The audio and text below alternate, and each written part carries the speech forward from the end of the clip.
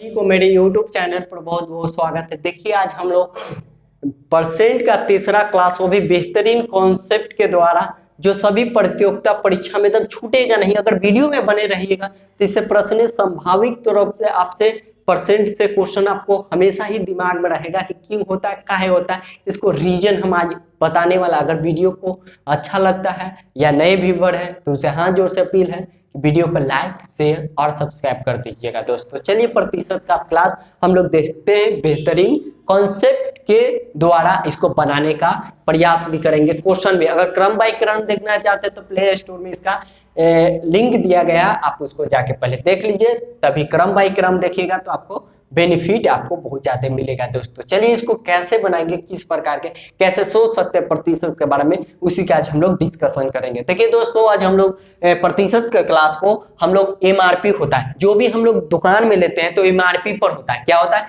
MRP, यानी पैसा उस पर लिखा रहता है कि 2 रुपया लेना है कि 10 रुपया लेना है, वो कौची पर होता है? एमआरपी पर होता है। कौची पर होता है? एमआरपी पर जो चीज रहता है। तो एमआरपी में अंकित मूल्य हो गया। एमआरपी मतलब अंकित मूल्य, माने जितना छप गया अंकित मूल्य बोलते हैं, यानी अंकित मूल्य छपा हुआ मूल्य, और सूची मूल्य बोलते हैं। अगर अंकित एमआरपी पर जितना पैसा दिए गए उतना से अगर कोई ज्यादा ले रहा है तो आपको कंप्लेन करना है, या तो सरकार गवर्नमेंट उस पर कोची लगाती है, मोहर लगा देते हैं कि आपको इतना ही पर बेचना है। तो कोची होगा? सारे एमआरपी होगा, अंकित मूल्य घटेगा कि छपेगा कि बढ़ेगा, कोची पर है? एमआरपी पर। तो उसी प्रकार के आज हम लोग पढ़ना है सीपी। सीपी पर करने मतलब क्रय मूल्य। कुछ होता है क्रय मूल्य, क्रय मूल्य इसको बोलते हैं। आईएसपी का मतलब विक्रय मूल्य। मतलब समझ में आपको नहीं आया कि क्रय मूल्य किस, जो खरीदे माने 2 रुपया का हम सामान खरीदे तो क्रय मूल्य होता है। और जो चीज हम बेच दिए, हम मान के बाजार में हम गए, बाजार में दुकानदार है वो ले आया क्रय मूल्य से, यहाँ पर कुछ बचा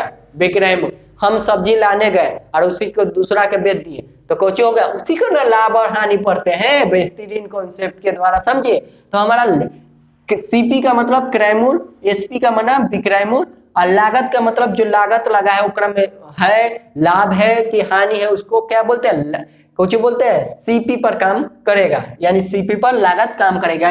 यानी जो क्रय मूल्य होगा ओकरे पर ना लाभ और हानि हम पूछेंगे, अरे जो खरीदेंगे उसी पर ना लाभ और हानि कर सकते हैं। तो देखिए दोस्तों यहाँ पर एसपी, जब हमारा कुछ होगा एसपी, जब सीपी और एसपी तथा लाभ और हानि कोची पर इसको रुपया में दर्शा सकते। जैसे में सीपी आपको दे देगा 100 रुपया और एसपी आपको दे देगा विक्रय मूल्य 150 रुपया, तो कोई भी बता सकता है कि लाभ हुआ कि हानि हुआ।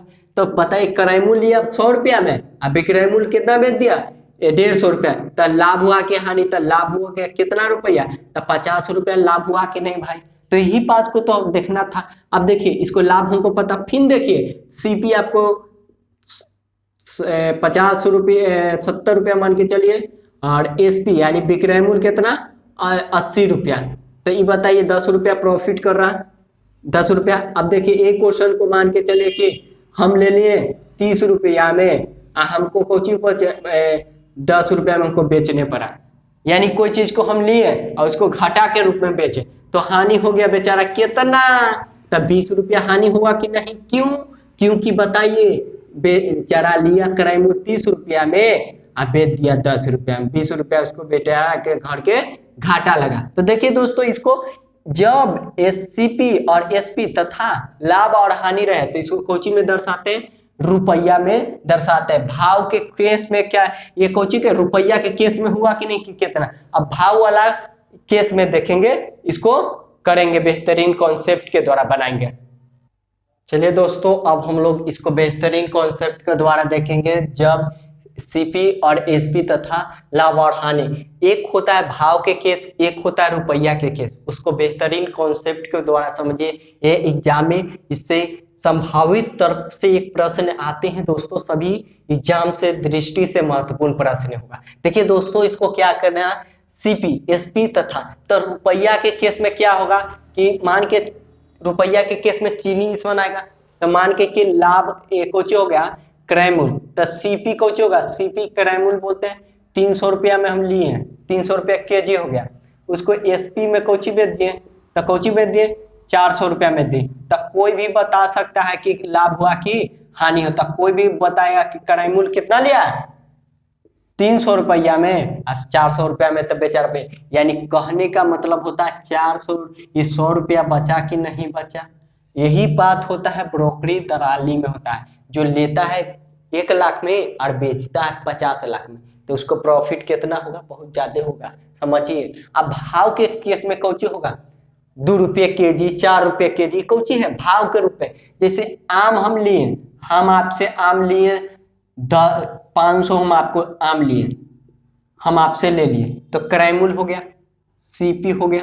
अब विक्रय मूल्य यानी कौची होगा, एसपी हो गया, यानी बीच है, यानी आम हमको कितना हमको हो गया, आम हमको कौची होगा, ये 400 हमको हुआ, तो ये कौची होगा भाव के केस में।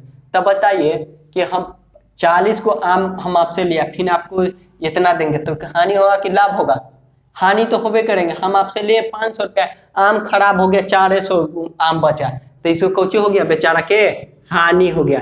तब भाव के खेस आया कि नहीं, कितना हानि हुआ, 100 आम के फर्क हुआ कि नहीं हुआ, तो 100 आम खराब हो गया था, जिसमें बेचारा के 400 आम बचा। वही में अब या तो रेट क्या वो हाई कर सकता है या तो कम कर सकता है, उसी में उसको प्रॉफिट होगा दोस्तों। इसी प्रकार के इसको ऐसे भी बन सकते हैं।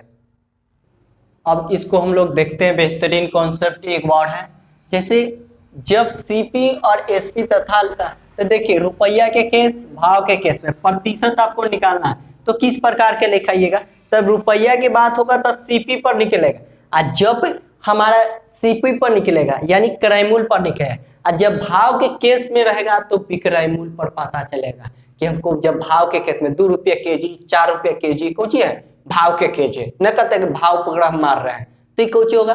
तो हमको यहाँ से फॉर्मूला हो गया कि रुपया के केस में होगा, लाभ अगर निकालना है तो लाभ इंटू 100 गुना करेंगे, और इसको सीपी क्रय मूल्य, फिर हानि निकालना है तो हानि गुना 100, ये कौची होगा सीपी। अब भाव के केस में आ गया तो लाभ इंटू 100, एसपी यानी विक्रय मूल्य पर चलेगा, ये भी विक्रय मूल्य पर चलेगा दोस्तों। इसी प्रकार के और अभी बन सकते। चलिए अब हम लोग ये भी फॉर्मूला को देख लेते हैं, आज एगो फॉर्मूला को देख लेते हैं, उसके बाद में कल से इसका प्रश्न को तबाही कर देंगे दोस्तों। देखिए खाली वीडियो इसमें बने रहिएगा, देखिए इसमें गर्दा कैसे मचाते हैं, बेहतरीन कॉन्सेप्ट के। देखिए ये भी फॉर्मूला कब लगता है, ये भी फॉर्मूला कब होता है, ए बी यानी A plus A into B by में 100। अगर वृद्धि होगा, अगर कोई चीज में वृद्धि होगा तो इसको प्लस से, इसको कमी होगा तो क्या होगा माइनस से। जब लगातार एक ही बार घटना 2 बार, एक बार बढ़ा दाम में एक बार घटा, तो इसको क्या लगाएंगे, ये भी फॉर्मूला लगाएंगे। अगर वृद्धि रहेगा तो प्लस होगा, और अगर माइनस, अगर कमियां कोई चीज में रहेगा तो माइनस करेंगे। आई होप अगर इस वीडियो को अच्छा लगता है तो लाइक और शेयर करें। किसी प्रकार के दिक्कत है तो कमेंट के द्वारा बता सकते हैं, ताकि हम प्रॉब्लम इसमें सॉल्व कर सकें। जय हिंद दोस्तों।